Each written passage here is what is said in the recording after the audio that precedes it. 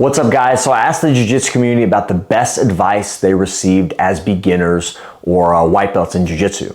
These ideas are focused more on technique and rolling. And so there's 10 ideas. In this first video, I'm gonna go through ideas 1 through 5.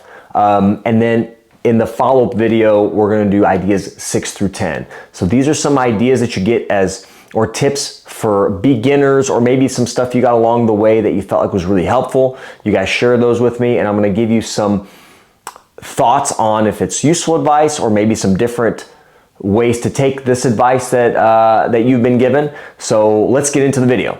So number 1 is never let your opponent control your head. Solid piece of advice. I think that head control is really, really important in Jiu-Jitsu. It's important in the stand-up game. It's important when you're on the ground and working on positional control. And the main thing, when you're controlling your opponent's head, you're controlling their posture. That's a huge thing. When you control their posture, you may limit their mobility, you may limit their explosiveness or ability to kind of get into and out of different positions or even escape positions. So I think controlling the head is really important. Again, breaking down posture, that's a huge thing when you're trying to hit a technique or hit a position. So that is really a good idea, controlling your opponent's head and not letting them control your head. Again, fighting the grips and the control is really important, especially, in no-gi where you don't have grips and collars and sleeves that you can grab onto. It's a really important element in controlling the distance and controlling your opponent's posture. And then when somebody controls your head, obviously fighting that grip off is really important. So not letting your opponent control your head is a great piece of advice. Number 2 is slow is smooth and smooth is fast. So I think this idea, my interpretation of this tip is that it's about control, it's about efficiency, it's about precision, right?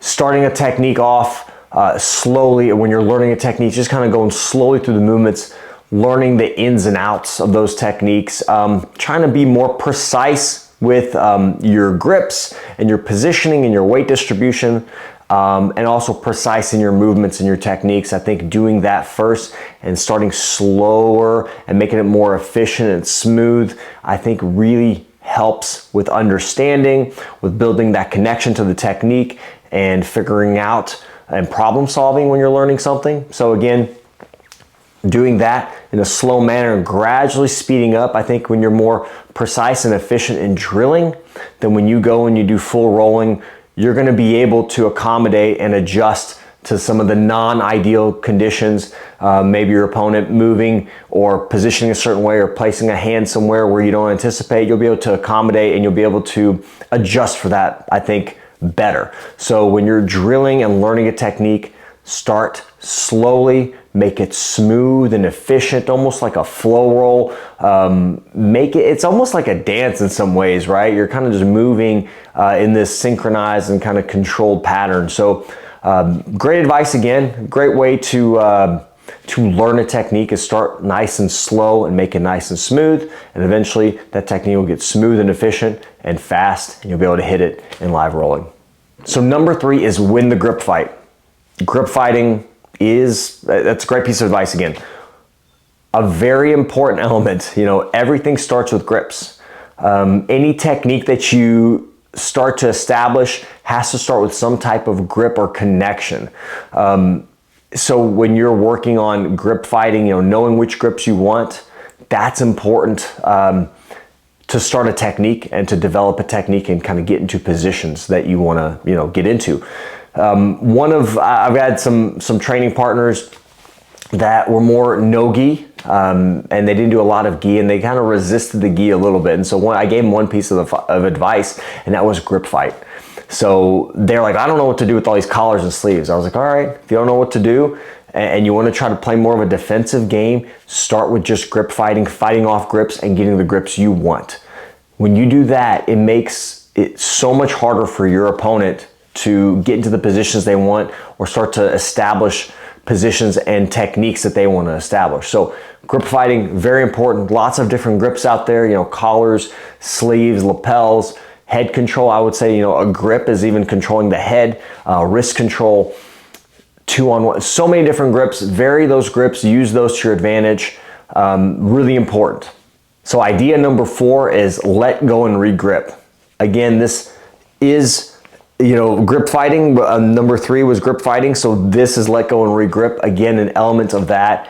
A lot of people, don't really like the gi because it hurts their hands and their fingers. When I watch beginners or less experienced grapplers in the gi, they have these death grips. Like they literally grab and they grip as hard as they can, and then somebody has to break their grip off and it hurts your hands when somebody pops your grip off. So I think the idea of letting go and re-gripping, if you feel like your grip's about to get broken, let go, and that's gonna save your grips, and then re-grip, right? Looking at different types of grips to use too. If you're someone that has a lot of pain with, grabbing sleeve grips or collars, lapels, things like that. So I think you have to kind of just figure out, vary your grips, number 1. I think using different grips is important. If you're training in the gi, you can use grips that are essentially useful for gi and no gi, like wrist control and head control and things like that. So, and overhooks and underhooks. I think overhooking and underhooking, and those are actually useful positions and I guess grips, you can say. You're not technically gripping, but you are using, your arms to pinch and control. So overhooks and underhooks are great. Not necessarily a grip, but it's a way to adjust and use that control. So grip and regrip, again, if you want to save your fingers, if you feel somebody about to break your grip, don't have a death grip on, that on the lapel or the collar, let go and just re-grip, work on constantly grip fighting. Really important concept, very useful, and it's a good way to save your fingers. So number 5 is don't explode out of a bad position. So I sat with this tip for a little bit and this idea, and I'm not convinced it's a good piece of advice all the time. I think there's some nuance to it. And what I mean by that is, initially, I think if you're a beginner, not exploding out of a bad position is maybe beneficial, I think, because if you're not as knowledgeable of positions and maybe which way to move, for example, a leg entanglement or a leg lock, if you're in a leg lock and you're exploding out and you rotate the wrong direction, you could really hurt yourself and actually hurt your own knee or your ankle or your foot. But I think as you become more experienced, some of the explosive, the quick movements, maybe you're trying to get out of mount, or you're trying to do a quick bridge to get your opponent to place their hands on the mat or change positions or weight distribution. I think it can be useful. Again, it's when you use explosive movements. As a beginner, I think we use explosive movements a lot more because we don't have technique and we don't know exactly how to position and how to adjust ourselves to get an advantageous position to escape.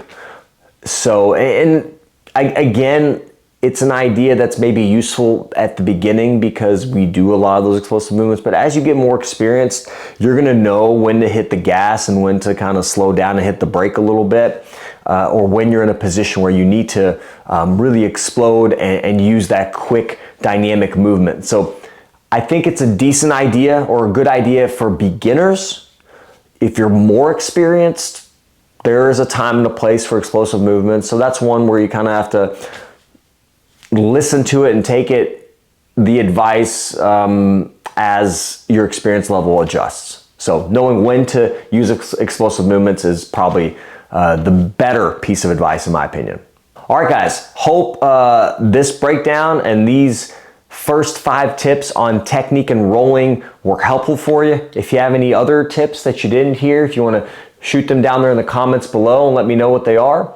Don't forget to check out the follow-up video on number 6 through 10 of those technique and rolling focus tips. Talk to you guys next time.